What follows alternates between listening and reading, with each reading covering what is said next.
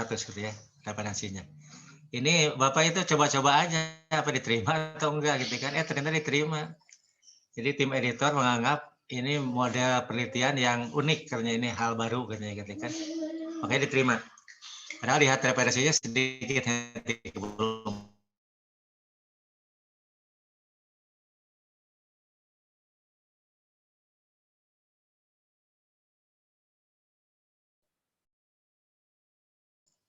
Nah, ini yang penting ini Anda sekarang kuliah statistik ya. Statistik apa yang dipakai? Nah, Bapak ingin memotivasi Anda ya. Ini prinsip statistiknya itu sederhana, sederhana sekali. Sederhana itu apa ini apa? Jadi statistik deskriptif dan inferensial yang sangat sederhana. Sederhana ya.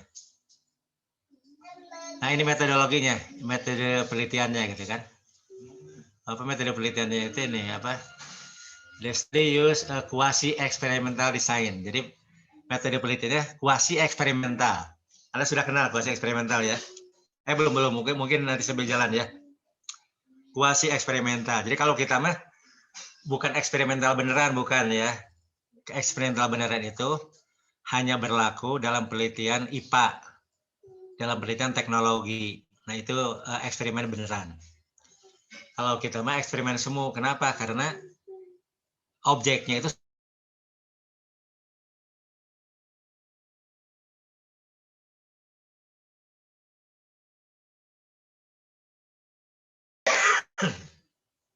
nah kalau kita ya orang-orang IPA, orang pendidikan, nah ini orang kan yang kita riset kan siswa, mahasiswa.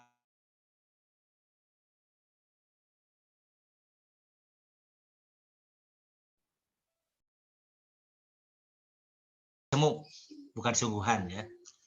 Nah jadi Bapak menggunakan ini kuasi eksperimental. Nah kemudian Bapak mengembangkan bahan ajar. Nah, bahan ajarnya itu mendidik kejujuran berbasis tasawuf. Jadi dasarnya tasawuf dasarnya gitu kan.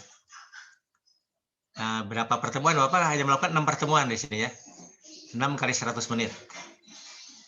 Jadi Anda nanti kalau penelitian di sekolah ya di SMP, di SMA atau di SD gitu kan, kalau mau kuasi eksperimental ya Anda sekurang-kurangnya 6 kali pertemuan ya.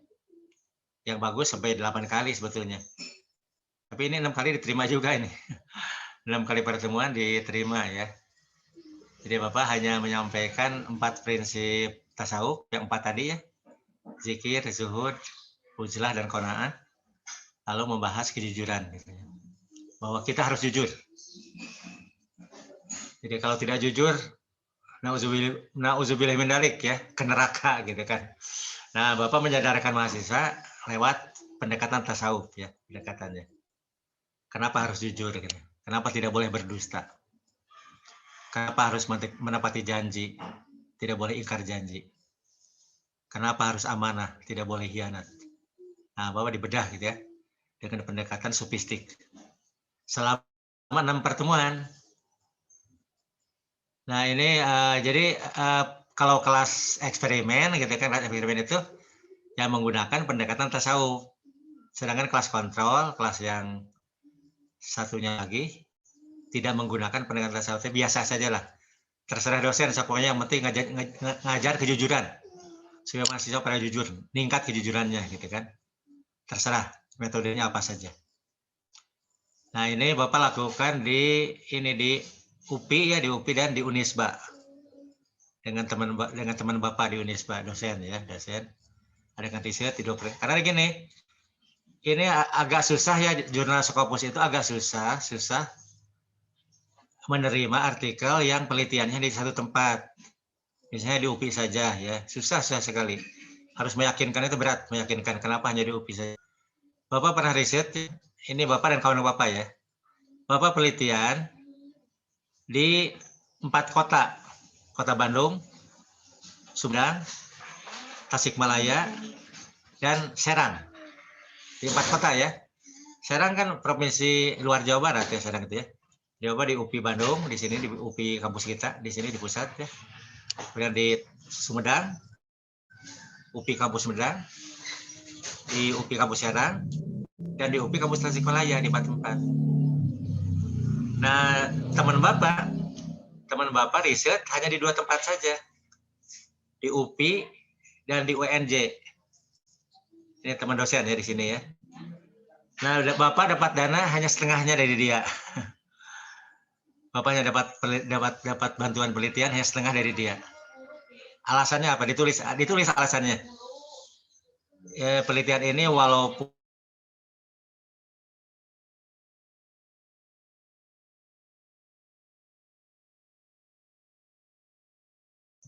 sehingga nilainya kecil. Nah, tulisannya gitu.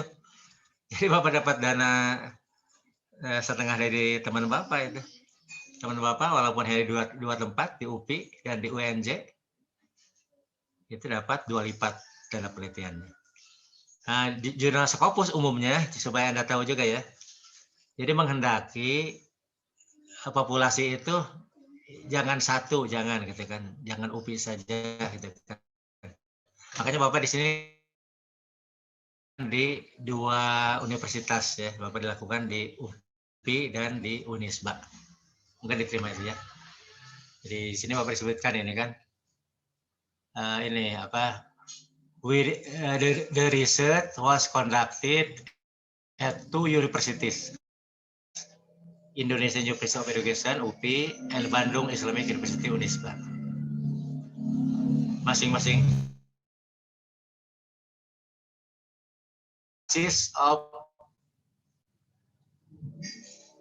100 students. Jadi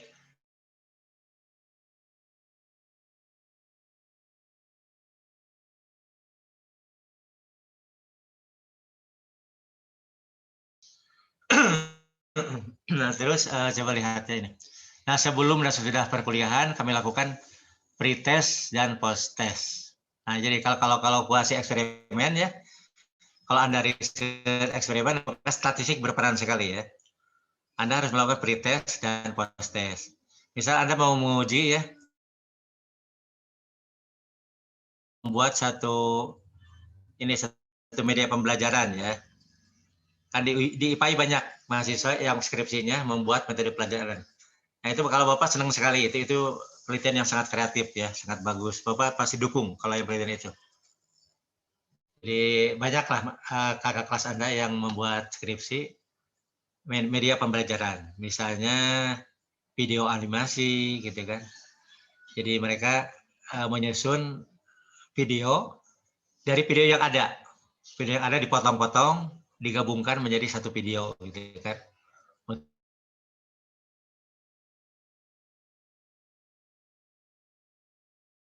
S1 biasa dilakukan. Jadi yang Bapak terangkan ini pertama saya punya Bapak ya, supaya Bapak menguasai benar ya. Yang kedua, ini gampang sekali gitu kan. Jadi sederhana. Hal yang sederhana tetapi diterima oleh jurnal internasional yang Scopus ya. Nah, jadi ini Bapak sampelnya itu 600 mahasiswa gitu kan. Nah, populasinya di 300 di Unisba. Nah, statistik ini statistiknya ya, statistiknya. Nah, ini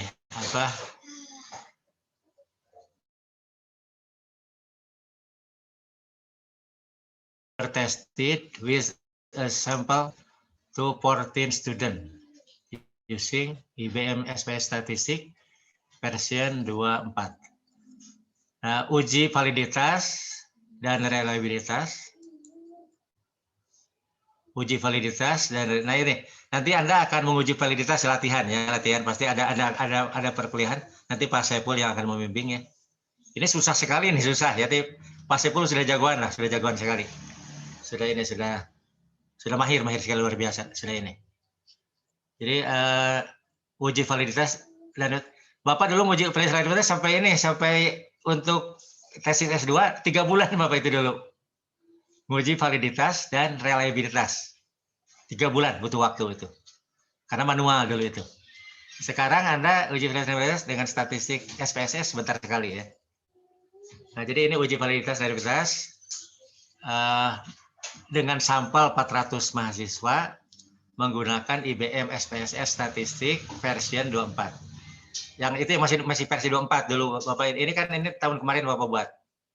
Artikelnya tahun kemarin. Nah, kalau yang sekarang Bapak gunakan version 26. Bukan 24 ya, version 26. A total of 20 item were found valid. Jadi 20 item semuanya valid. Semuanya. 16 item signifikan pada tingkat sinusnya 99% dan 4 item lainnya pada 90%. Dengan R hasil korelasi ya, uji korelasi sebesar 0,86. Signifikan at alpha 0,01. Ini tinggi sekali ya.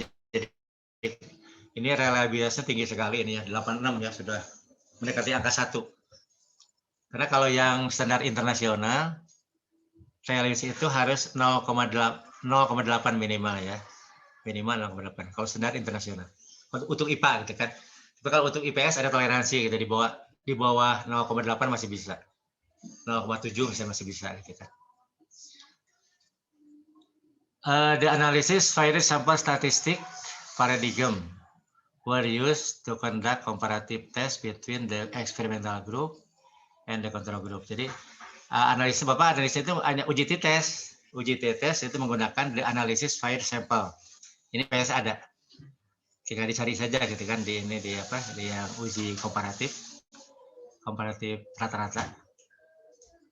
Nah, terus ini apa? Oke, ini model pembelajaran. Nah ini, bagaimana model pembelajaran Bapak mengadopsi model pembelajaran sofistik dari Bruce Joyce dan Marsha Weil dari bukunya Models of Teaching. Nah, jadi langkah-langkah pertamanya, ini sebetulnya yang metodenya itu Maxit metode Bapak ya. Jadi untuk mengembangkan model itu pakai kualitatif, sedangkan statistiknya itu yang dari kuasi eksperimen. Nah ini hasilnya nih. Hasilnya Bapak ini menggunakan Bapak pendekatan seperti model-model mengajar ya, model-model belajar. Jadi dimulai dari skenario model kejujuran, orientasi model, makna jujur itu apa gitu kan, makna jujur. Bapak makna jujur mengutip dari hadis Nabi. Dari hadis Nabi makna jujur itu ayatul munafikina salasun. Izda hadza sakadzaba wa iza wa'ada ahlafa wa iza utumina hona.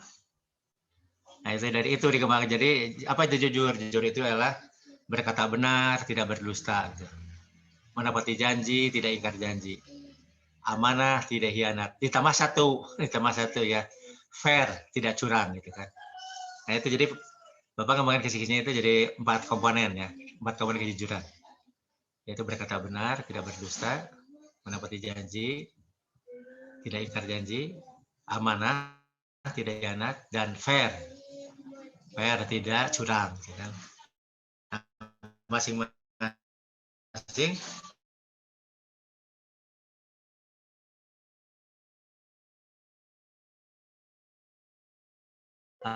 mengukur berkata benar 5 item, mengukur janji 5 item, mengukur amanah 5 item, mengukur fair 5 item, jadi 20 item.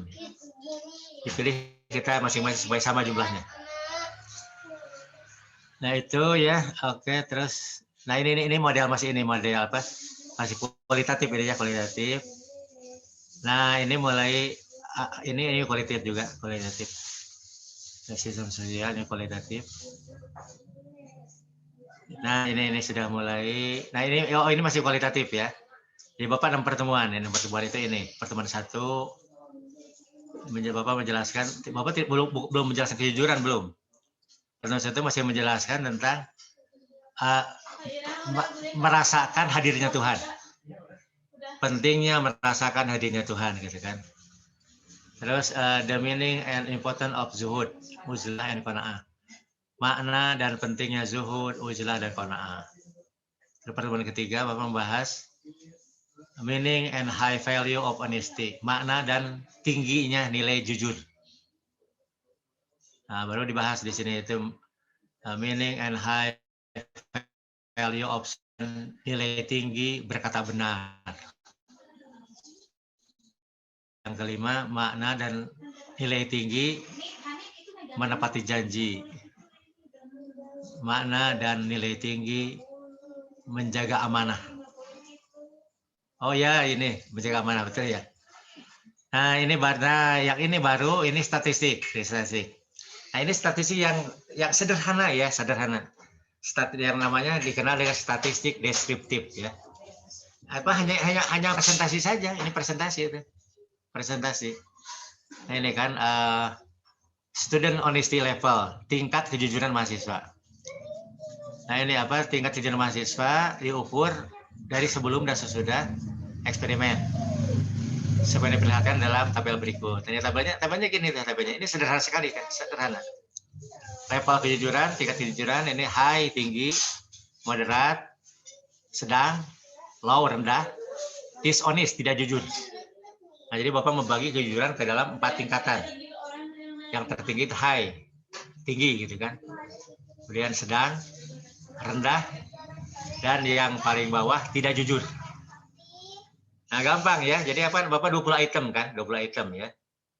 Jadi kalau dia ngisi, dia menyatakan iya terhadap 10 item, kemudian hanya satu item ya.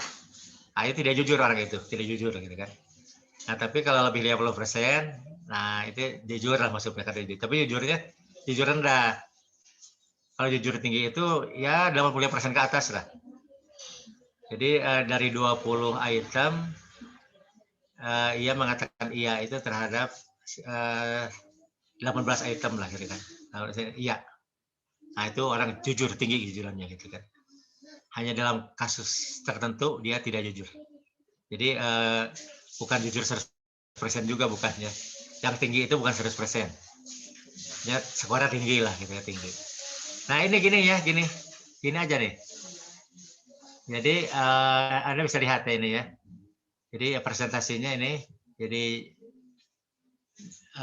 ini kan 29% gitu kan, 50%, 35%, 6%. Nah, ini kelas eksperimen, ini kelas kontrol. Hasilnya sama ya. Ketika pretest hasilnya sama. Jadi dengan membaca presentasi kita lihat oh sama. Kalau Bapak yang sekarang nggak gini, yang sekarang ya. Yang sekarang tidak, ini model gini, model terlalu, aduh ini nggak bagus nih. Tidak ada unsur keindahannya. Jadi unsur indahnya tidak ada ini. Nanti Bapak akan tunjukkan yang unsur supaya menarik ya, supaya indah ya. Ini tanpa menyertakan keindahan. Yang penting menjunjung tinggi kebenaran. Oh, ini benar hasilnya begini secara statistik. Tapi tidak indah gitu kan, dan susah dibaca yang gini. Yang gini sudah bisa ya, Anda harus baca gini dan ini Anda harus baca 2 tabel.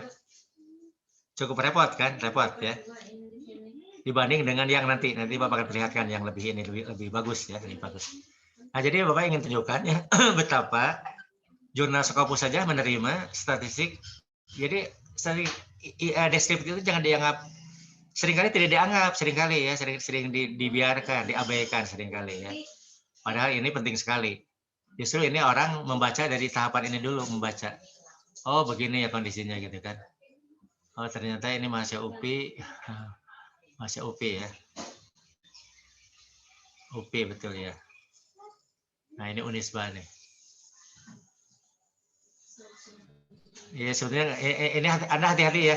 Kalau riset seperti Bapak, kalau riset seperti Bapak ini harus perlu hati-hati. Hati-hati itu kenapa? Karena membandingkan 2 universitas ya. Nah, kalau Scopus justru menyukai yang disuka. Kalau Scopus jurnal internasional suka yang begini. Tapi ini apa? Hati-hatinya apa? Bisa tersinggung ya. Bisa tersinggung. Jadi ini apa? Ini UPI. Hasilnya begini UPI. Nah, ini Unisba hasilnya. Nah, kenapa Bapak berani menampilkan ya? Karena tidak ada unsur moral, tidak ada. Jadi ini insya Allah tidak akan ada protes lah, insya Allah. Nah, karena hasil kenapa? Kenapa tidak akan ada protes? Karena hasilnya sama. Di UPI dan di Unisba hasilnya sama gitu kan. Kalau beda, wah bahaya sekali. Bahaya. Bapak pernah riset ya, pernah riset dulu ya, ditegur oleh penguji. Bapak dulu ini apa, waktu masih dosen muda, Bapak penelitian membandingkan beberapa perguruan tinggi ya, UPI, Unpad, ITB, ini IPB, dan Unisba, 5 perguruan tinggi. Bapak riset 5 perguruan tinggi dulu ya. Nah itu apa? Bapak tidak sadar, nggak sadar sama sekali ya, nggak sadar sedikit pun gitu kan, tentang bahaya itu, bahaya, nggak sadar. Jadi Bapak disadarkan oleh si tim penilai. Tim penilai waktu itu ya penelitian terbaik dikumpulkan lah di Jakarta gitu kan, penelitian terbaik. Nah yang Bapak kebetulan tergolong terbaik. Jadi dibawa ke Jakarta, dibawa. Nah pas diangkat di tingkat nasional, nah Bapak dikritik oleh Profesor Jujun ya, Jujun Surya Sumantri. Tinggi gitu kan, bahaya sekali ini. Untungnya, nah itu Bapak itu diselamatkan lah itu. Untungnya perguruan tinggi saya hasilnya bagus gitu. Perguruan tinggi dia itu IPB ya, IPB. Untungnya perguruan tinggi saya hasilnya bagus. Nah, jadi saya tidak akan protes, tidak akan gitu kan. Bahkan saya berterima kasih kepada Anda gitu kan. Nah, harus ada hati-hati kalau penelitian membandingkan beberapa lembaga ya. Kalau untuk sekedar tesis nggak apa-apa, skripsi nggak apa-apa ya. Kalau sampai skripsi, berhenti di skripsi tidak apa-apa. Tapi kalau dipublikasikan di jurnal, nah itu yang bisa mengundang protes. Ya. Dan jurnal Scopus itu tidak suka kalau ada protes, tidak suka. Itu kalau protes dianggap tidak bermoral, gitu kan, tidak bermoral. Gitu. Pernah ada jurnal yang diprotes ya, pernah ya. Jadi penulisnya diprotes, jurnalnya juga diprotes. Karena menayangkan hasil penelitian yang dianggap melanggar etika, dianggap. Nah itu ya, jadi Anda ini nanti apa, kalaupun ini harus perlu gimana caranya, perlu sopan lah gitu kan. Kalaupun ada perbedaan, perlu sopan menyampaikannya gitu kan. Bukan Anda tidak objektif ya, tetap objektif, tapi dengan cara yang sopan. Oke ya, jadi seperti ini ya, jadi gampang ya. Ini namanya statistik deskriptif. Nah kalau yang ini sudah inferensial ini. Ini ya, sudah inferensial. Nah ini sudah statistik. Kalau untuk IPA ya mungkin tergolong statistik tinggi ya, kalau untuk IPA ya. Kalau untuk IPA ini tergolong statistik tinggi. Tapi kalau untuk bidang bisnis ya, bidang di UPI itu bidang bisnis, IPA gitu. IPA, bisnis, ekonomi lah, ekonomi bisnis ya. Terus psikologi, bimbingan konseling. Ini dianggap sedang-sedang saja ini ya. Statistik sedang ini begitu kan. Tapi yang IPA, yang agama ya, yang Bapak tahu, riset agama, pendidikan agama gitu kan. Statistik seperti ini sudah tinggi. Bapak melihat di jurnal-jurnal tidak ada yang lebih tinggi dari ini. Tidak ada. Jadi kalau untuk penelitian agama ya sudah menggunakan ini. Mungkin ini kan eksperimen ya. Kuasa eksperimen. Ini sampai uji gain gitu kan, uji gain. Ya Anda pun nanti harus sampai ke uji gain ya. Uji gain untuk meyakini perbedaan. Sebetulnya tanpa gain juga ya, ini 1, 2, 3, 4 sudah cukup ini ya. Nah, ini sampai 4 ini sudah cukup sampai di sini. Nah, sampai di sini sudah cukup sebetulnya. Tapi untuk meyakinkan secara statistik butuh gain. Uji perbedaan ya, uji selisih. Selisih antara post-test dan pre-test. Nah, perlu ini. Nah, sehingga diperkuat dengan uji gain antara kelas eksperimen dan kelas kontrol. Nah, jadi kalau uji gainnya ini t-testnya tinggi, nah ini meyakinkan bahwa memang ada perbedaan yang tajam antara kelas eksperimen dengan kelas kontrol. Nah ini sampai di sini. Jadi statistiknya sampai di sini saja. Statistiknya. Nah, oke ya, ini contoh Bapak contoh beberapa contoh dulu ya supaya Anda tahu ujung kuliah statistik ya. Nanti kalau Anda menjalani kuliah dengan Pak Saiful gitu kan, uji korelasi, uji t-test, terus uji validitas, uji reliabilitas gitu kan. Jadi Anda sudah punya gambaran umum. Oh, nanti ujungnya saya akan ke sana. Yang artikel lain. Artikel yang sudah Bapak kirimkan ke ini, ke ini.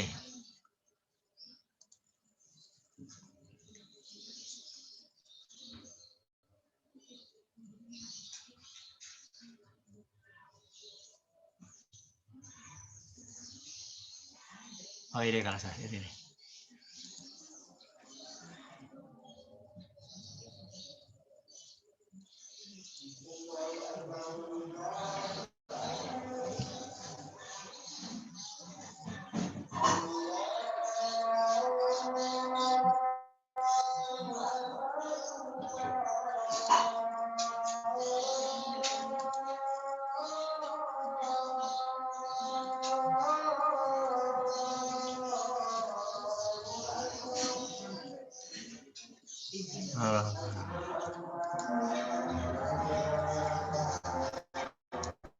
Ini kok tidak muncul ya tayangannya kemana ya? Kayak orang pareman heula.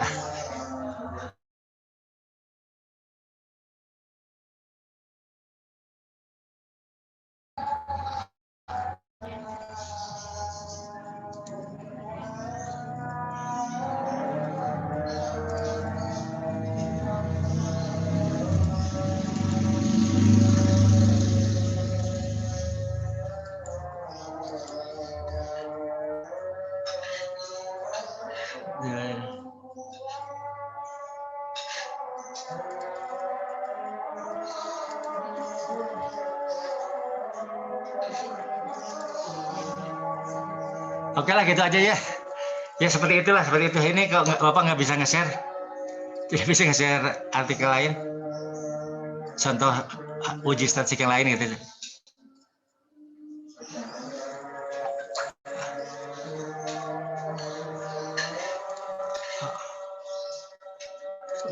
Ulangi lagi coba ya.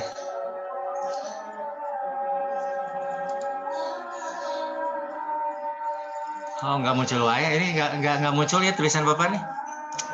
Ya gitu aja lah. Ya masih saya. Jadi itu ya ada yang statistik deskriptif gitu kan. Jadi jangan diabaikan ya. Itu sering kali skripsi atau tesis ya, mengabaikan yang deskriptif. Padahal deskriptif itu yang paling menarik dibaca.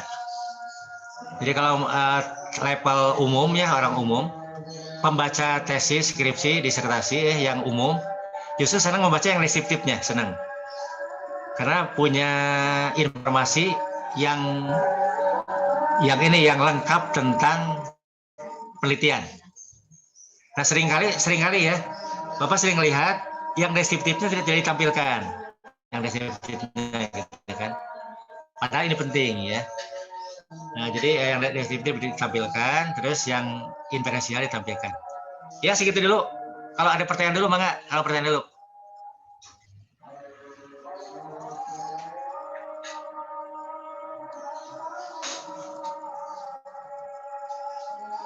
Pak Sepul, mangga teraskan Pak Sepul, Pak Sepul. Siap Pak. Pak Sepul, hari jagonya Pak Sepul nih. Jagonya. Mangga teraskan Pak Sepul.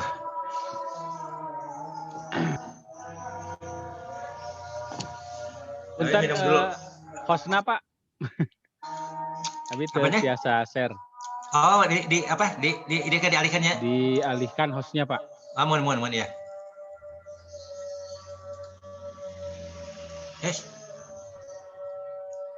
Bukan. Kayak lebat.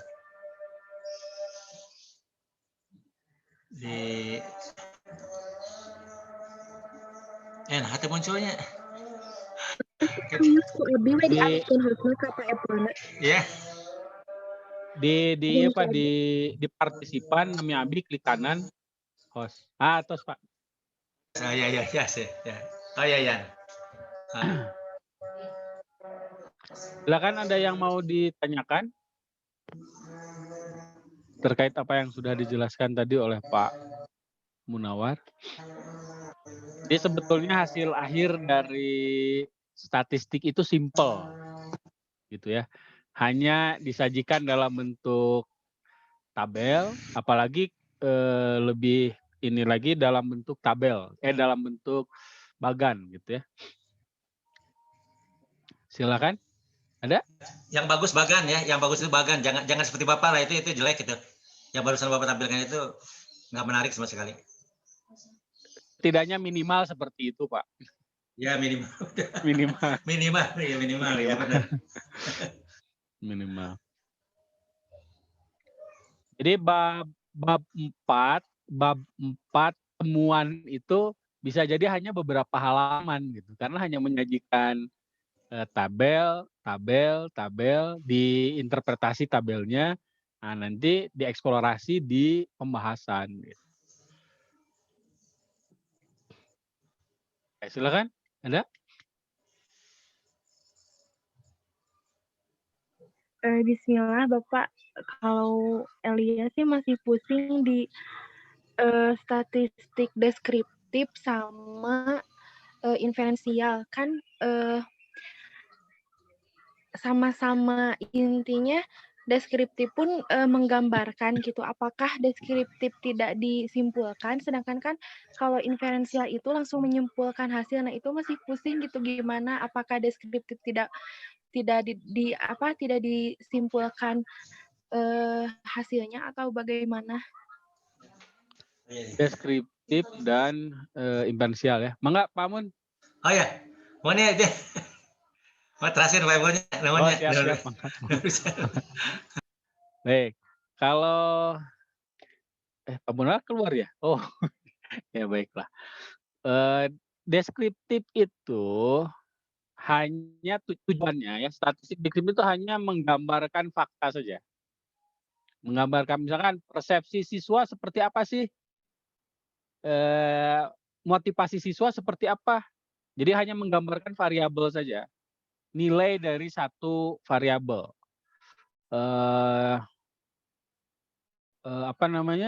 Hasil belajar siswa seperti apa? Hanya itu saja. Rata-ratanya gitu ya. Hanya itu yang dijelaskan. Nah, kalau inferensi itu ada upaya untuk mengkorelasikan data satu variabel dengan variabel yang lain.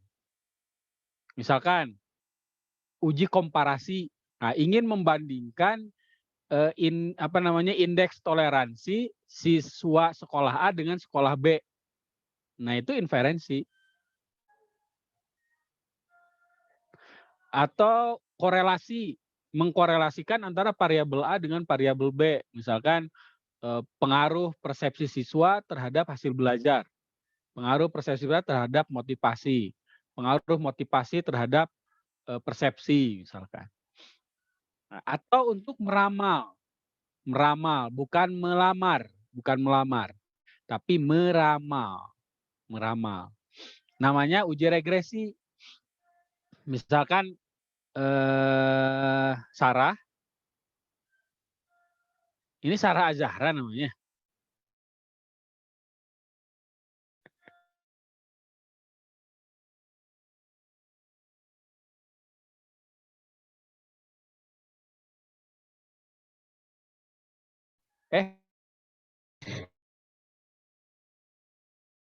Nah, Yana Elia.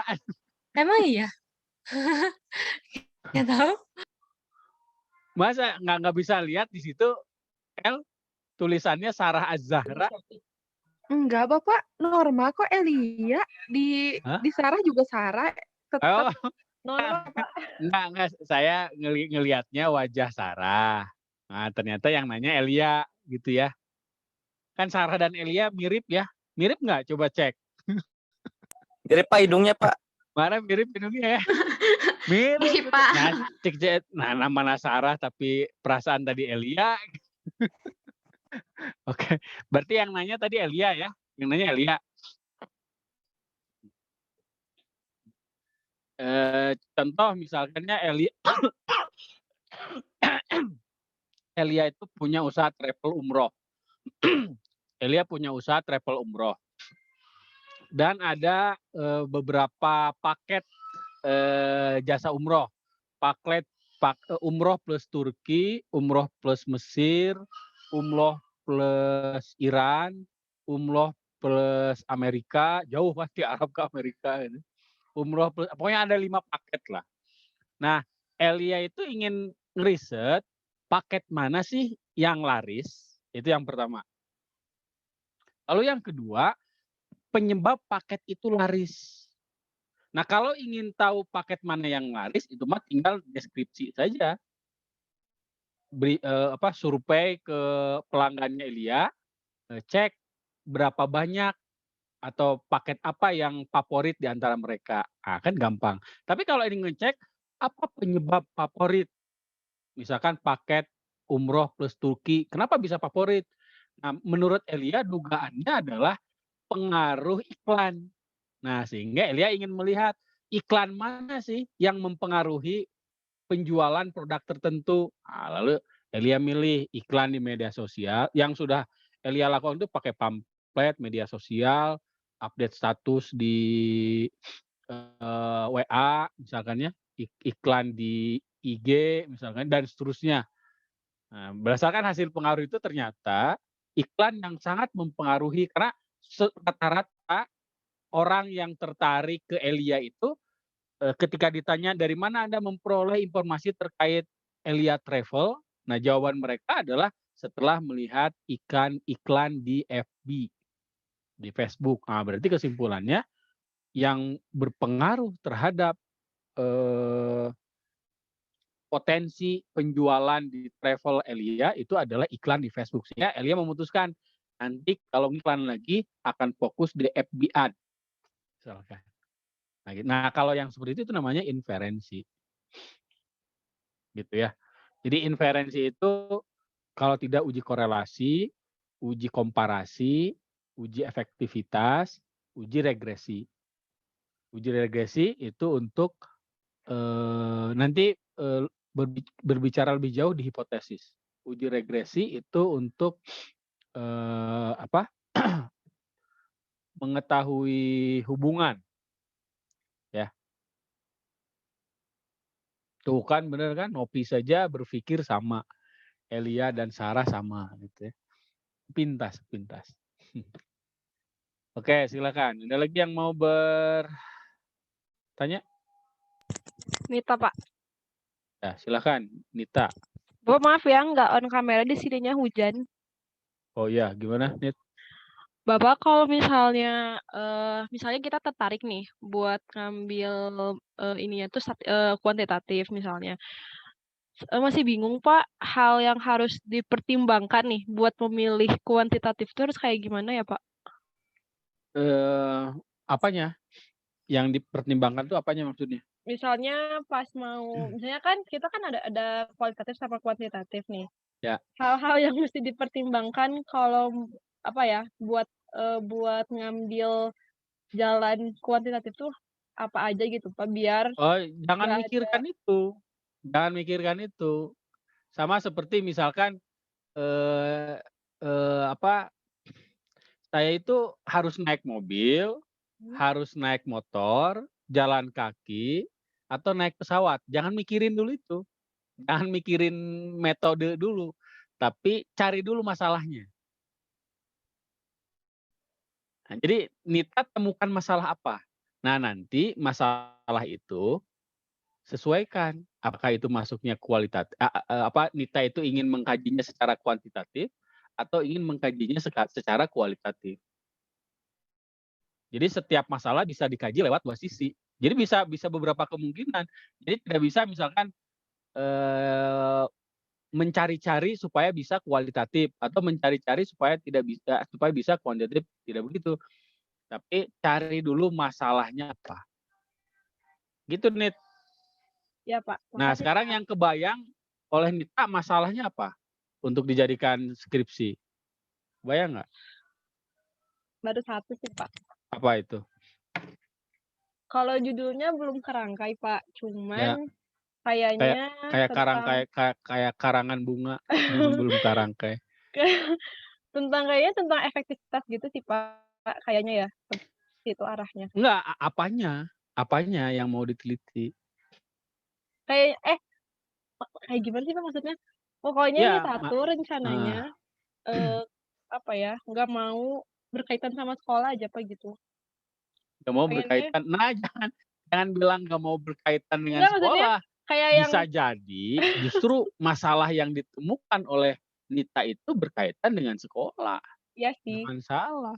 Soalnya nih ya, baru kebayang tuh Nita tuh berangkat dari apa ya, dari pengamatan Nita sih, Pak, di lingkungan Nita sendiri gitu loh, di teman-teman.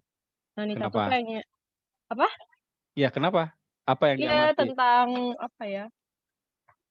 Nanti deh, Pak, ceritanya. Yang lain dulu aja, Pak, habis mau ada yang ditanyain. Nanti aja, Ya. Pak. Ini kan juga buat semuanya, Sam.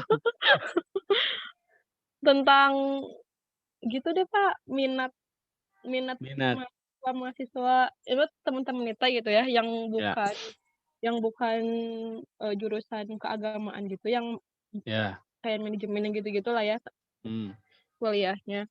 Kalau ketemu Nita tuh suka nanya tentang agama-agama gitu, Pak, sama Nita. Cuma kan Nita juga nggak berani jawabnya gimana-gimana ya, karena Nita juga ngerasa kayaknya belum mampu juga gitu. Takutnya malah salah, malah ngasih pandangan yang ngaco juga kan ke teman-teman. Nah, Ya. dari situ tuh Nita tuh mikir tentang ini, Pak, mau pengen nyama ya. Makanya Nita nggak pengen ke sekolah tuh pengen ke arah mereka gitu kok penelitiannya. Ya, Tentang jadi misalnya masalahnya minat tadi mereka sama kayak kajian ke majelis taklim yang kayak gitu, Pak. Tadinya tuh maunya tentang hal-hal yang kayak gitu. Si itunya mahasiswa kayak gitu. Coba ketangkap Jadi, nggak yang Nita omongin? ya, cuma belum jelas spesifik Iya, problem statement-nya belum jelas gitu. Jadi masih bisa beragam kemungkinan. Jadi poinnya nih untuk Anda nanti di mata kuliah Medlit ya. Kan sekarang Medlit juga kan? iya, Pak. Ya. Kemarin Di tuh udah dibahas tentang wilayah penelitiannya gitu, Pak. ya. Poinnya itu adalah Anda harus paham apa itu masalah. Jadi masalah itu jangan dicari-cari. Nah, cara menemukan masalah adalah pertama misalkan Anda tertarik, jadi lihat dengar berita, baca secara umum ya, yang menarik minat Anda itu apa? Misalkan, oh sekarang itu lagi rame kayaknya riset tentang kenakalan remaja, misalkan ya. Berarti langkah berikutnya Anda baru menentukan Anda mau apa, topiknya itu terkait kenakalan remaja. Nah, sehingga Anda, eee, langkah berikutnya cari informasi di jurnal-jurnal, di artikel-artikel ilmiah, sudah sejauh mana orang meneliti tentang kenakalan remaja. Jadi orang itu meneliti kenakalan remaja sudah sampai mana, jangan-jangan yang mau kita teliti itu sudah diteliti orang. Dan seterusnya. Itu langkah berikutnya, kumpulkan sebanyak-banyaknya artikel. Semakin banyak, semakin bagus. Lalu setelah Anda temukan, oh ternyata kenakalan remaja itu ada apa, ada yang meneliti tentang misalkan bentuk kenakalan remaja, ada yang meneliti tentang faktor-faktor yang berpengaruh terhadap kenakalan remaja, ada yang meneliti tentang, apa namanya, metode untuk menyelesaikan persoalan terkait, spesifik kenakalan remaja tertentu. Misalkan terkait narkoba, terkait, pergaulan bebas, terkait, eee eee, perbali apa, linguis apa, eee, bahasa verbal yang kasar misalkan ya, cross hijaber misalkan, atau apa namanya, macam-macam lah. Lalu Anda dari sekian yang sudah Anda mau fokus ke, faktor-faktor yang mempengaruhi kenakalan remaja. Nah, lebih lagi spesifik berbicara nanti satu saat akan misalkan dari faktor-faktor yang mempengaruhi, misalkan di situ disebutkan ada beberapa faktor yang mempengaruhi kenakalan remaja, misalkan pola asuh orang tua, lalu pergaulan, teman sebaya, gitu ya, teman sebaya dan seterusnya. Lalu dari faktor itu dikerucuti, oke, kalau gitu saya akan fokus karena kenakalan remaja itu terkait dengan akhlak. Ada nggak pengaruh? Berapa banyak sih? Kalau tadi sudah disebutkan ya beberapa faktor yang berpengaruh. Oke, saya akan meneliti tentang pengaruh pola asuh orang tua terhadap. Jadi mengerucut ke situ nih, itu cara menemukan. Jadi berawal dari tema umum, mengerucut spesifik, sehingga kalau tadi bentuknya pola asuh pengaruh pola asuh orang tua terhadap akhlak siswa, itu jadi judul satu skripsi. Dan itu kuantitatif. Jadi itu namanya uji korelasi. Jadi gitu cara memetakannya. Misalkan Anda tertarik terkait toleransi misalkan ya, terkait toleransi karena sekarang banyak jadi pembicaraan, atau kalau ingin tahu cari aja di Google kata yang sering jadi trending topik apa. Misalkan sekarang yang jadi trending topik ada toleransi misalkan ya. Ya, Anda riset tentang toleransi, baca artikel sebanyak-banyak terkait toleransi. Nanti Anda akan memetakan orang itu sudah meneliti tentang toleransi itu apa saja. Nah, dari situ Anda milih salah satunya fokus sehingga nanti akan jadi judul spesifik yang bisa jadi orang belum melakukan itu. Misalkan persepsi mahasiswa tentang toleransi. Itu kan survei.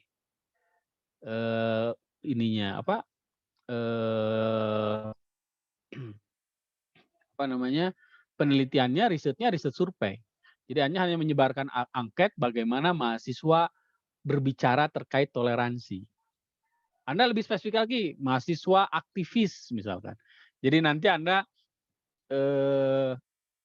mengkomparasi pandangan mahasiswa yang aktif di UKM keagamaan di satu kampus ya tentang toleransi. Tapi fokusnya ke toleransi, nanya jangan ke macam-macam. Gitu ya. Tinggal nanti diidentifikasi toleransinya apa yang ingin Anda tanyakan. Tentu paling tidak dua hal, toleransi terhadap non-muslim dan toleransi terhadap sesama muslim. Dua persepsi itu. Nah, itu cara memetakan masalah. Dan untuk judul yang tadi bisa dikaji secara kuantitatif. Kalau Anda mengkajinya secara kuantitatif, nyebarin angket. Diperluas subjek. Jadi sampel. Jadi kalau di UPI ada, misalkan Anda dibatasi di mahasiswa UPI angkatan 2020 misalkan ya. Atau kalau yang megang organisasi ya berarti angkatan 2019. Nah, dari 2019 itu misalkan ada 6.000 mahasiswa. Nah, Anda nanti teknik samplingnya sampling stratified misalkan ya, dibagi kelompok. EP-MIPA misalkan 10% dari populasi, EP-IPS 10%, EP-TK 10% dan seterusnya.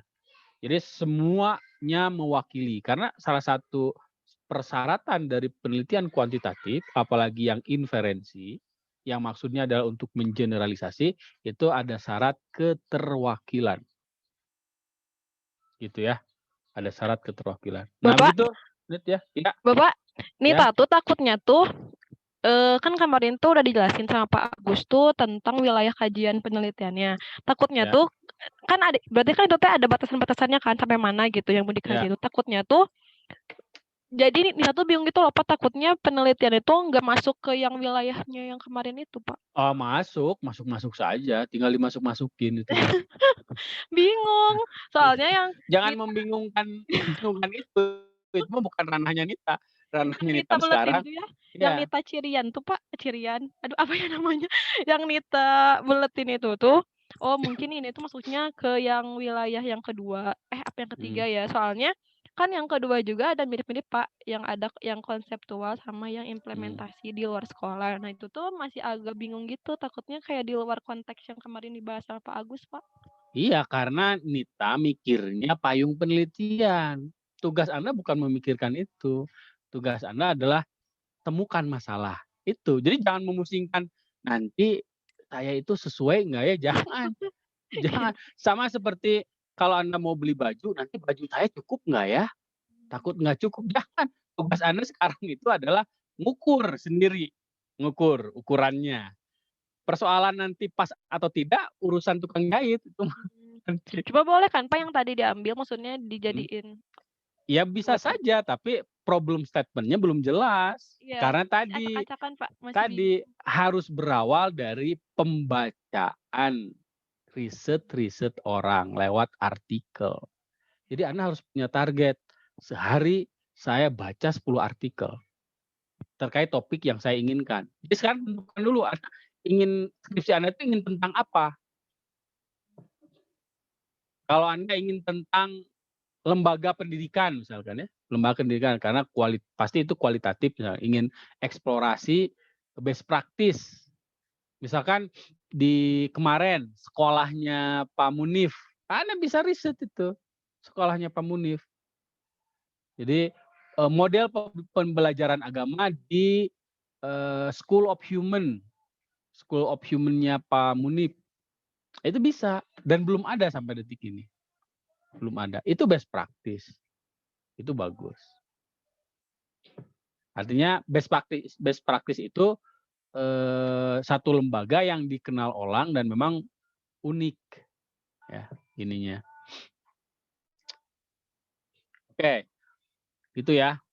Makasih Pak. Jadi kalau ada yang masih ditanyakan ya, yang lain acungkan tangan ya. Saya tambahkan dulu penjelasannya. Nah, saya mudah-mudahan Anda sudah membaca slide yang sudah saya bagikan ya. Nah, statistik itu tujuannya untuk instrumen membaca informasi. Nah, untuk membaca informasi. 50% artinya 50% plus 1 berarti sebagian atau lebih dari setengah. 90% berarti sebagian besar. 10% berarti sebagian kecil. 0 berarti tidak ada sama sekali. Karena itu instrumen untuk membaca informasi. Prosentase. Yang kedua, instrumen untuk mengolah dan menyajikan informasi deskriptif kuantitatif yang tadi sudah ditunjukkan oleh Pak Munawar. Dan yang terakhir, instrumen untuk melakukan riset kuantitatif, yang terutama yang inferensial. Nah, statistik with S itu adalah prosedur analisis. Statistik tanpa S itu ukuran data sampel. Nanti kan ada sampel, ada populasi. Nah, kalau ukuran data populasi namanya parameter. Jadi parameter itu ukuran data populasi. Kalau statistik tanpa S ya, itu ukuran data sampel. Nah, sementara yang dimaksud dengan statistik terapan, yang dimaksud adalah mata kuliah ini, itu adalah menggunakan statistik, instrumen statistik dengan tujuan untuk melakukan analisis data. Jadi mata kuliah ini bukan untuk menjadikan Anda statistikawan. Bukan untuk menjadikan Anda ahli statistik, tapi tujuannya agar Anda bisa menggunakan statistik untuk mengolah atau melakukan analisis data kuantitatif. Itu tujuannya. Itu yang dimaksud dengan applied statistik, statistik terapan. Jadi menggunakan statistik untuk tujuan mengolah data. Tapi ingat, karena statistik itu adalah tool, tidak ada baik buruk. Seperti tadi kata Pak Munawar ya, statistik itu tidak ada baik buruk. Makanya itu sangat tergantung individu yang menggunakan statistik itu. Karena statistik bisa digunakan untuk menipu. Statistik itu bisa digunakan untuk menipu orang. Makanya kata Benjamin Disraeli, dia mengatakan ada 3 jenis kebohongan. 1, kebohongan. Yang kedua, damn lie, kebohongan yang sangat, apa ya istilahnya ya? Ada yang tahu damned lies itu apa? Yang ketiga statistik. Jadi statistik itu satu bentuk kebohongan. Bukan berarti data statistik itu bohong, bukan. Justru data statistik itu fakta, tapi bisa digunakan untuk menipu. Salah satunya diakali dengan sampel. Ya. Misalkan mau pilkada. Sebelum pilkada, itu ada lembaga survei yang di-hire. Tidak semua lembaga survei ya, dan saya juga tidak menyebutkan nama. Tapi ada lembaga survei yang misalkan ya, di-hire untuk menggiring opini publik supaya dalam pikiran publik itu bahwa si A itu yang populer untuk dijadikan calon gubernur. Misalnya nanti biasanya pertanyaannya begini, kalau biasanya sekarang diadakan pemilihan gubernur Provinsi Sumatera Utara, di antara nama-nama berikut mana yang akan Anda pilih, misalkan ya. Nah lalu si periset sengaja ingin menonjolkan si A. Ya dia cari di provinsi itu di mana si A itu numpuk. Sehingga sampelnya banyak diambil di situ. Ya kalau demikian pasti yang banyak memilih adalah yang banyak dipilih adalah si A karena yang tempat yang dijadikan sampel itu adalah lumbung suara untuk si A. Gitu. Apalagi itu calon yang sebelumnya menjabat misalkan ya, bisa jadi. Tapi tentu juga tidak seperti itu. Ya, dan perlu diperhatikan juga statistik itu tidak dimaksudkan untuk menghakimi. Jadi bukan sebagai jadi kalau angkanya 80% berarti benar.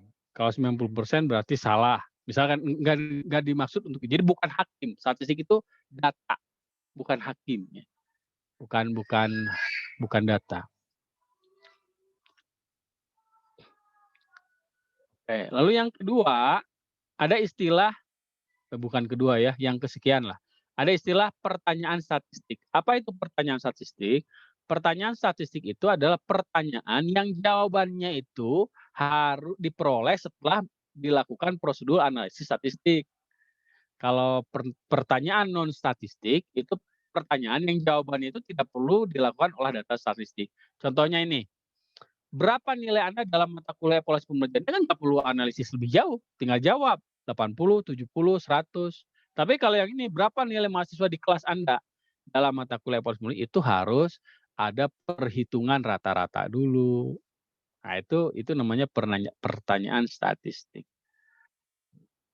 Sehingga fungsi statistik itu 3. 1, menggambarkan variabilitas dan sentral tendensi data. Variabilitas itu sebaran data, sentral tendensi itu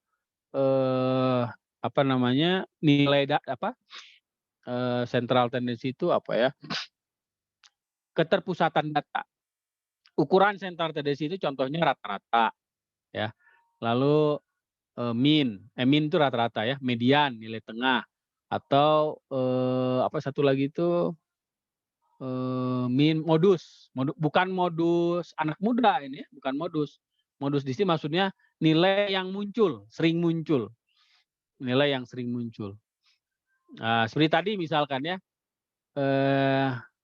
Elia ingin tahu produk umroh mana yang paling laku. Nah, perhitungannya itu statistik deskriptifnya namanya sentral tendensi dengan ukuran modus. Jadi nanti kalau di Excel sama dengan mod, pilih datanya, nanti akan di situ ada keterangan mana data yang sering muncul. Ya, modus. Sementara variabilitas itu ketersebaran data. Misalkan begini, Fidra itu ditugaskan oleh sekolah untuk memilih satu tim yang akan mewakili ke Olimpiade PAI level Jawa Barat. Ada 3 tim dibentuk di sekolah itu. Artinya Fidra ingat ada kalau maksud tes itu ada kemarinnya bukan plasmen tes ya. Tujuannya untuk mengetahui mana yang paling sesuai dengan tujuan. Gitu ya, plasmen tes. Nah, Fidra buat instrumen tes lalu diteskan ke setiap orang yang ada di masing-masing kelompok. Kelompok A ada 3 orang, kelompok B ada 3 orang, kelompok C ada 3 orang. Lalu dicari rata-ratanya. Mana yang paling besar itu yang akan dikirimkan. Lalu Fidra dapat hasil kelompok A 80, kelompok B 80, kelompok C 70. Mana kelompok yang akan Fidra utus? A 80, B 80, C 70. Mana yang akan diutus? Yang 80. Kan ada 2 kelompok.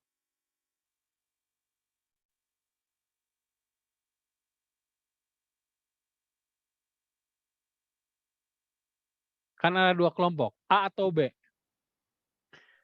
Rata-ratanya sama 80.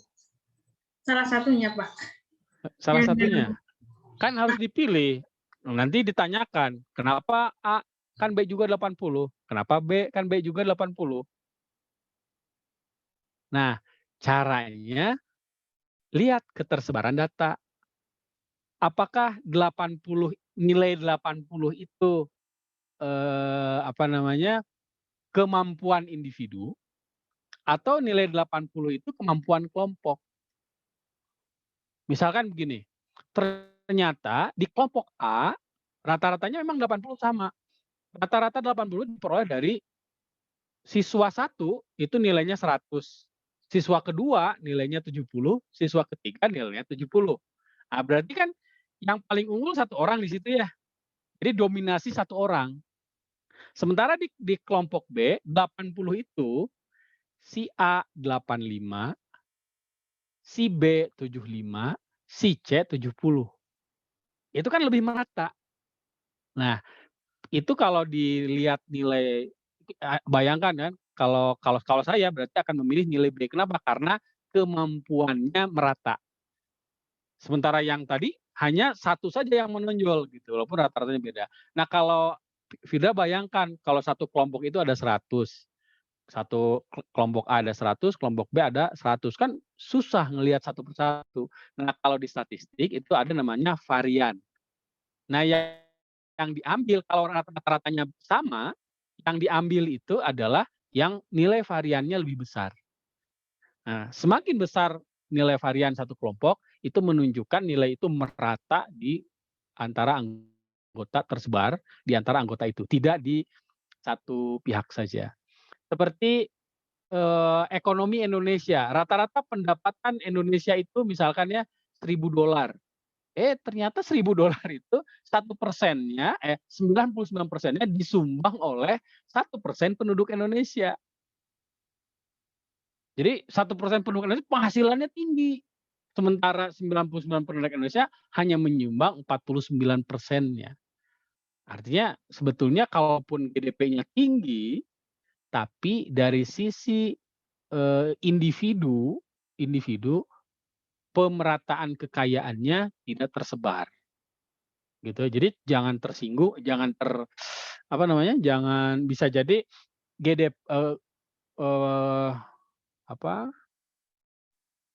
rata-rata penghasilan penduduk Indonesia tinggi tapi terpusat pada orang-orang tertentu. Ya, bisa jadi. Nah, yang kedua menjelaskan hubungan dan perbedaan di antara variabel.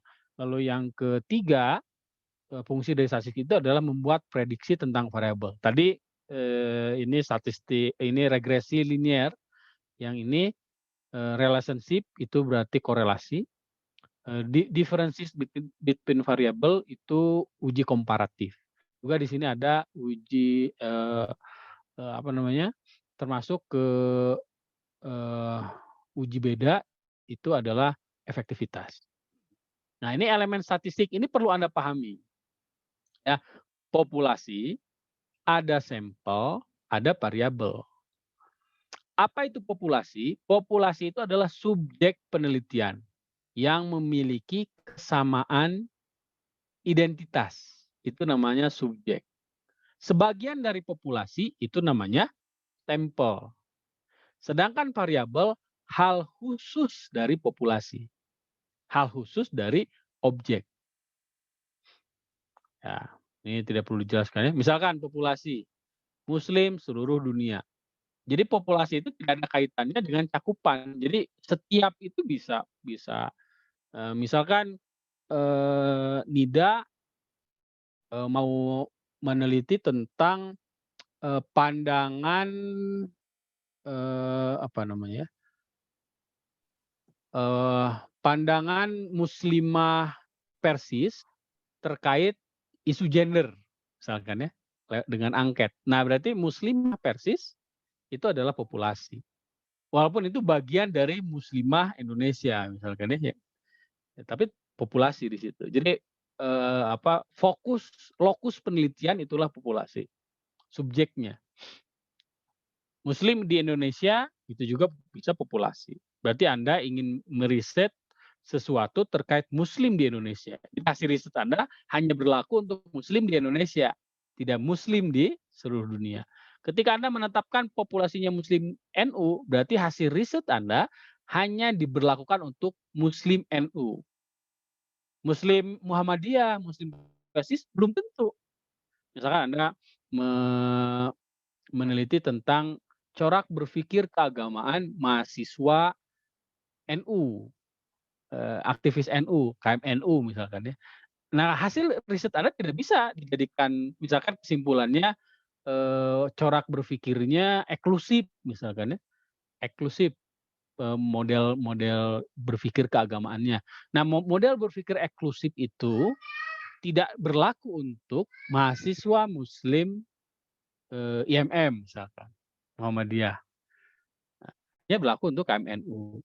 Nah, itu populasi. Sementara sampel sebagian dari populasi. Ingat ukuran sampel namanya statistik. Kalau ukuran populasi tadi apa namanya? Ada yang masih ingat? Ukuran parameter. Oke, parameter. Nah, sementara variabel itu karakteristik dari populasi. Misalkan populasinya mahasiswa PTU. Nah, yang Anda riset terkait jenis kelamin. Misalkan pengaruh jenis atau perbedaan ketercepatan penyelesaian tugas mahasiswa antara laki-laki dan perempuan. Nah, jadi berpengaruh nggak jenis kelamin terhadap ketercepatan penyelesaian tugas kuliah? Nah, setelah diteliti ternyata perempuan itu lebih cepat mengerjakan tugas kuliah daripada laki-laki. Misalkan, itu contohnya. Itu jenis kelamin, tingkat ekonomi, kemampuan baca Al-Quran, afiliasi asal daerah, asal sekolah. Intinya hal khusus terkait subjek penelitian itu adalah variabel. Contoh, Anda paham nggak? Populasi, sampel, variabel. Ada yang ditanyakan? Ada? Novi, paham kok, Nov? Populasi, sampel? Paham insya Allah, Pak. Oke, coba. Untuk judul penelitian ini, mana populasinya, Novi? Mahasiswa PAI. Populasinya mahasiswa? Iya. Mahasiswa? Populasinya mahasiswa PAI. Mahasiswa PAI mana? Di Kota Bandung. Nah, mahasiswa PAI Bandung. Artinya tidak berlaku untuk di luar kota Bandung. Bandung. Yes. Terus sampelnya? Sampelnya itu mahasiswi bercadar. Variabelnya itu ya? Sampelnya. Ingat sampel itu apa tadi? Bagian dari populasi. Ya, berarti? Oh, berarti sampelnya mahasiswa, bukan Bapak? Bagian dari bagian mahasiswa dari PAI di Kota Bandung. Tapi nggak diambil semua gitu ya, Pak? Ya, sebagian. Tergantung mau ngambil yang mana. Misalkan yang diambil mahasiswa PAI semester 2. Misalkan. Bisa. Dibatasi mahasiswa PAI yang aktif di UKM-UKM keagamaan. Misalkan. Nah, itu tergantung Anda selaku peneliti. Nah, kalau variabelnya? Mahasiswi bercadar. Itu karakteristik dari populasinya berarti. Nah, jadi berarti yang hal apa dari populasi yang ingin diteliti? Toleransinya. Nah, toleransi. Jadi variabelnya itu adalah tingkat toleransi. Oke. Bisa dipahami? Bisa, Bapak. Bisa ya. Yang lain tidak ada masalah. Coba kita cek skripsi. Bentar ya. Sudah kelihatan belum share-nya? Terlihat Bapak. Web ini apa? Web Prodi. Belum. Sudah Masih di PPT, Pak, slide-nya. kelihatan Web Ya, Prodi? kelihatan. Ini yang kelihatan.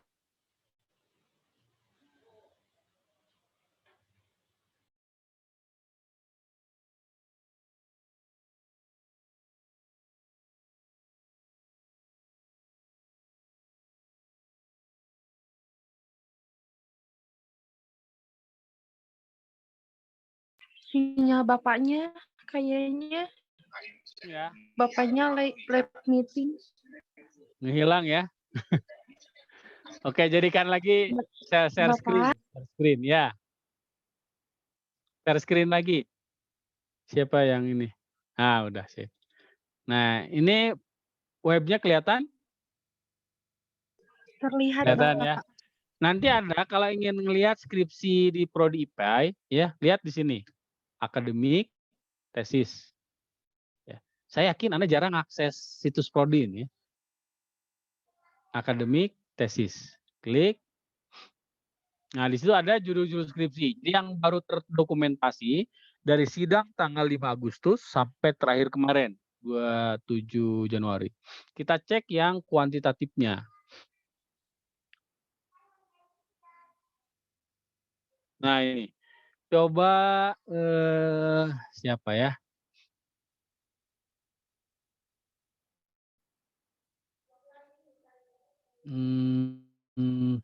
Rahman, dari judul ini sebutkan mana populasi, mana sampel, mana variabel. Silakan, Man. Ntar Pak dibaca dulu. Harus manajemen kelas menggunakan Google Classroom dalam pembelajaran dari terhadap motivasi belajar siswa. Populasinya itu berarti siswa. Motivasi belajar siswa. Hah? Mana siswa atau motivasi belajar siswa populasinya? Ingat, populasi itu tadi adalah subjek penelitian. Di sini mana? Siswa. Oke, jangan ragu-ragu. Siswa. Berarti sampelnya? Sampelnya itu sebagian siswa. Bagian siswa. Ya, sebagian siswa tentunya nanti yang menggunakan pembelajaran PAI dengan Google Classroom. Ya, itu lebih spesifiknya. Lalu variabelnya? Variabelnya itu manajemen Motivasi belajar. Oke. Sebetulnya di sini ada variabel tersembunyi yang tidak muncul di ini, yaitu persepsi siswa terkait manajemen kelas menggunakan Classroom. Jadi sebetulnya di sini ada dua variabelnya, persepsi dan motivasi. Cuma tidak muncul saja di judul. Oke, kita cek yang lain.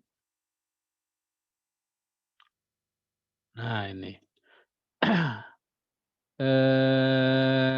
Kita coba Salma. Salma hadir? Salma? Oke, Salma jangan fokus ke orangnya ya. Iya, Pak. Ke judulnya. Mana populasi, mana sampel, mana variabel.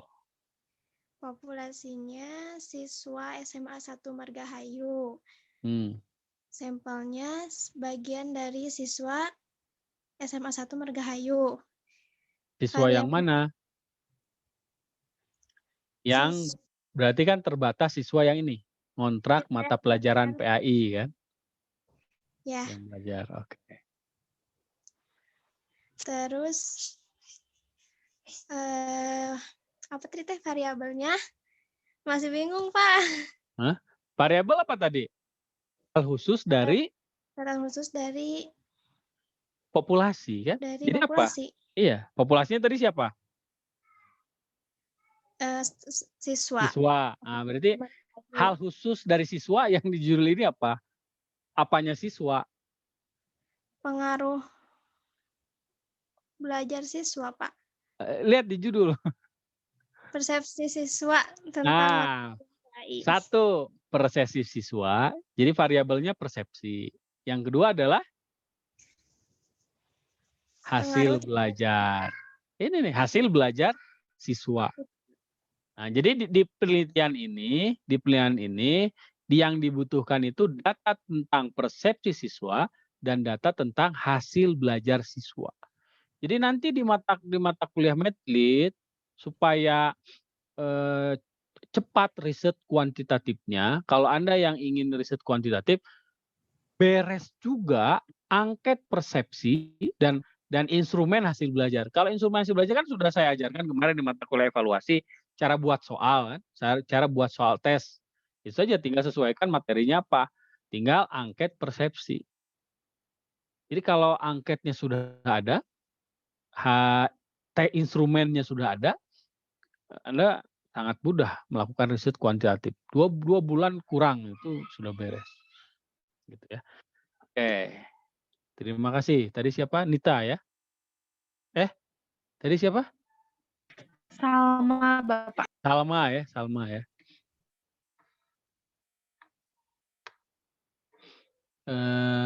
Ada lagi nggak?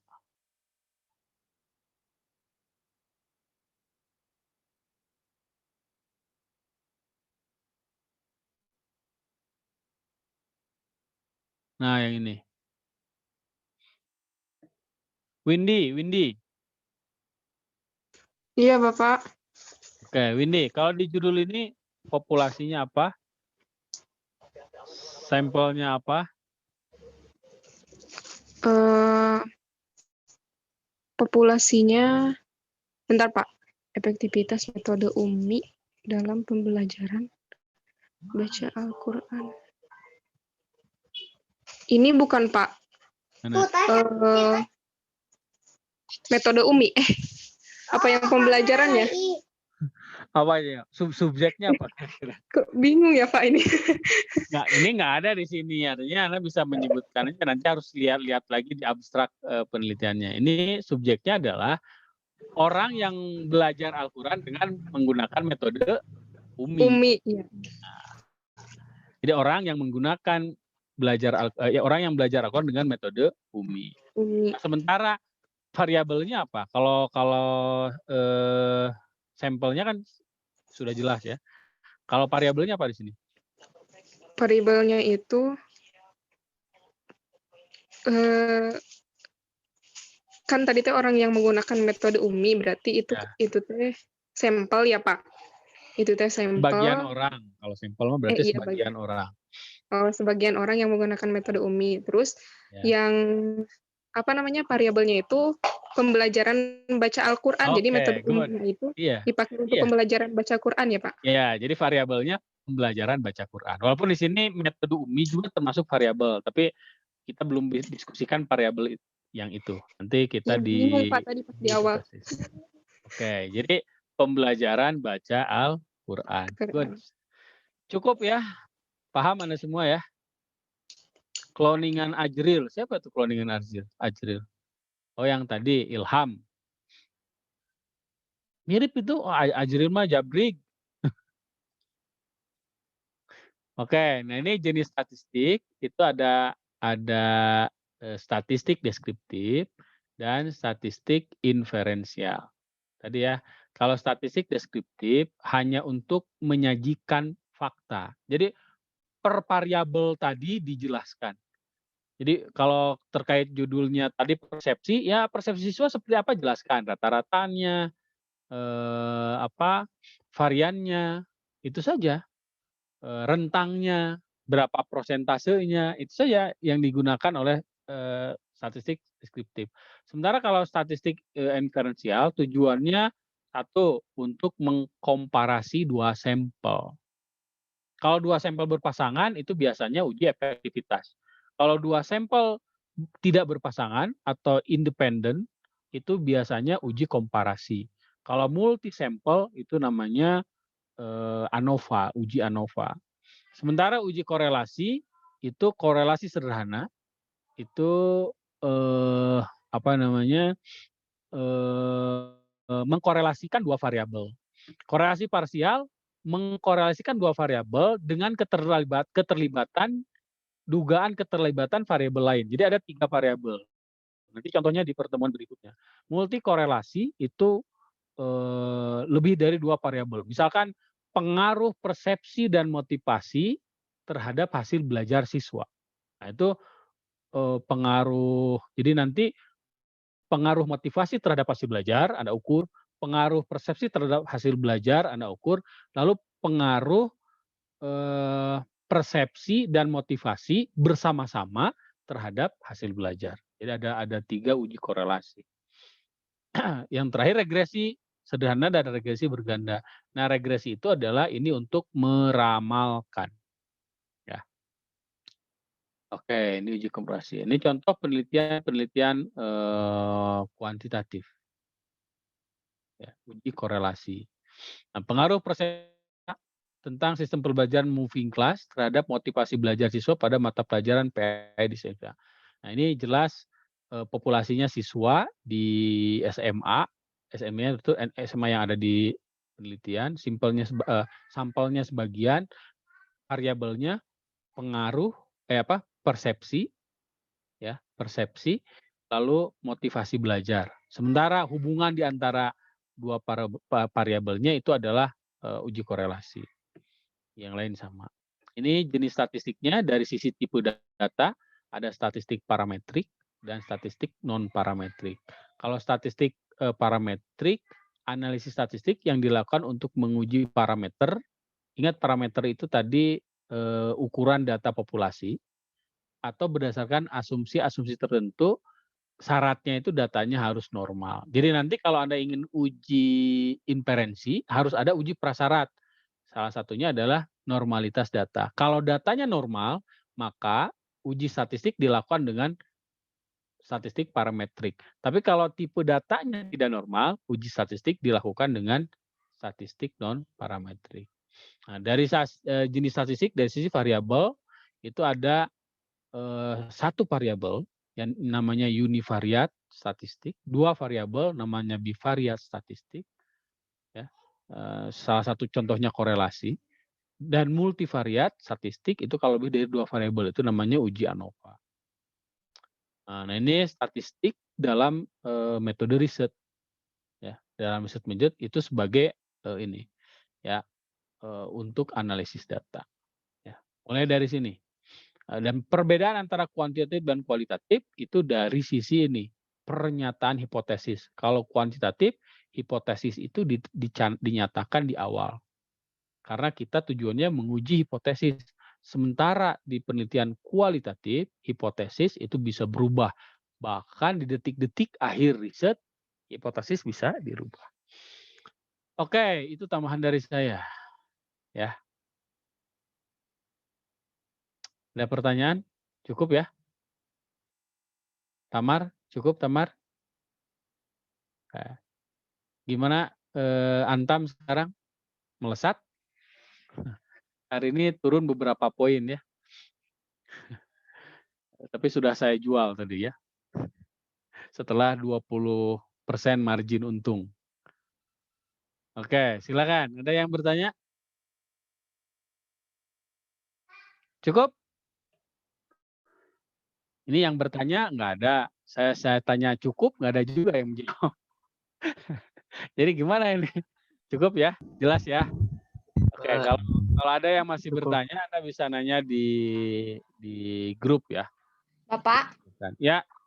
Nida. Ini Nida, Bapak kalau Nida mau nanya, kalau untuk SPSS-nya itu tuh harus yang terbaru atau boleh bebas. yang Bebas. bebas? Ya. Besok insya Allah saya upload video tutorial tentang SPSS ya. Anda pelajari SPSS-nya di situ. Jadi saya tidak akan ngajarin SPSS di sini karena sulit untuk melihat perkembangan individu. Tapi Anda bisa belajar secara mandiri, cek urutan videonya di Google Classroom. Oke, dan mudah, tidak sulit.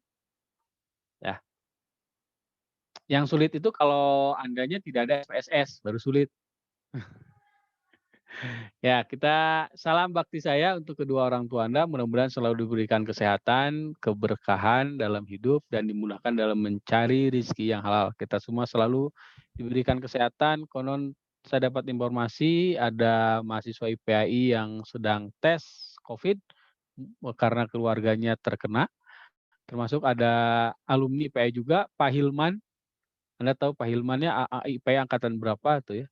Tidak ngajar di Prodi IPAI, tapi dia ngajar PAI di UPI. Beliau sama istrinya positif, sekarang sedang pemulihan, indera penciumannya hilang, gitu ya, indera penciuman. Mudah-mudahan segera dipulihkan. Ya termasuk semuanya lah intinya ya, semuanya. Ibarat tekati umil Quran, Al-Fatihah. Alhamdulillah minasyaitonir.